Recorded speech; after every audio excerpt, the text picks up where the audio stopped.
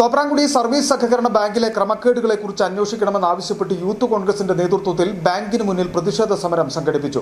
10 കോടിയിലധികം രൂപയുടെ ക്രമക്കേടുകൾ നടന്നതായി കണ്ടെത്തിയിട്ടും കുറ്റക്കാർക്കെതിരെ നടപടി സ്വീകരിക്കുവാൻ സഹകരണ വകുപ്പ് തയ്യാറാകുന്നില്ലെന്ന് ആരോപിച്ചാണ് സമരം സംഘടിപ്പിച്ചത്.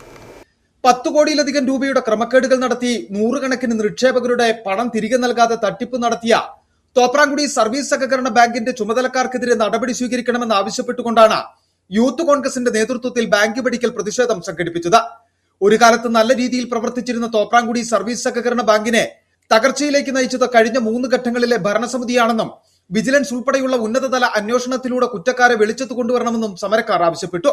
ഡയാലിസിസ് രോഗികൾ ഉൾപ്പെടെ പലരും മുൻപ് നിക്ഷേപിച്ച പണം തിരികെ ലഭിക്കുന്നതിനായി നിരവധി തവണ ബാങ്കിൽ കയറിയിറങ്ങുകയും ചിലർ ആത്മഹത്യാ ഭീഷണി മുഴക്കുകയും ചെയ്ത സംഭവങ്ങളുണ്ട്.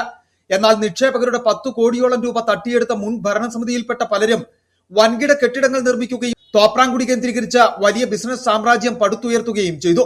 അടുത്തിടെ സെക്രട്ടറി ഉൾപ്പെടെ 3 സ്ഥിരം ജീവനക്കാരെ സസ്പെൻഡ് ചെയ്തുകൊണ്ട് അന്വേഷണം വഴിതിരിച്ചുവിടുവാൻ ശ്രമിക്കുമ്പോഴും ക്രമക്കേട് നടത്തിയ പ്രധാനപ്പെട്ടവർ സമൂഹത്തിൽ വിലസുകയാണെന്നതാണ് സമരക്കാരുടെ ആരോപണം.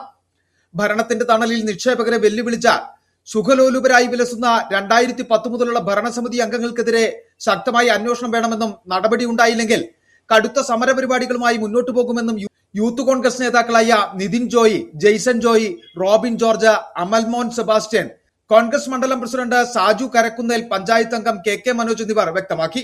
City vision, Idukki.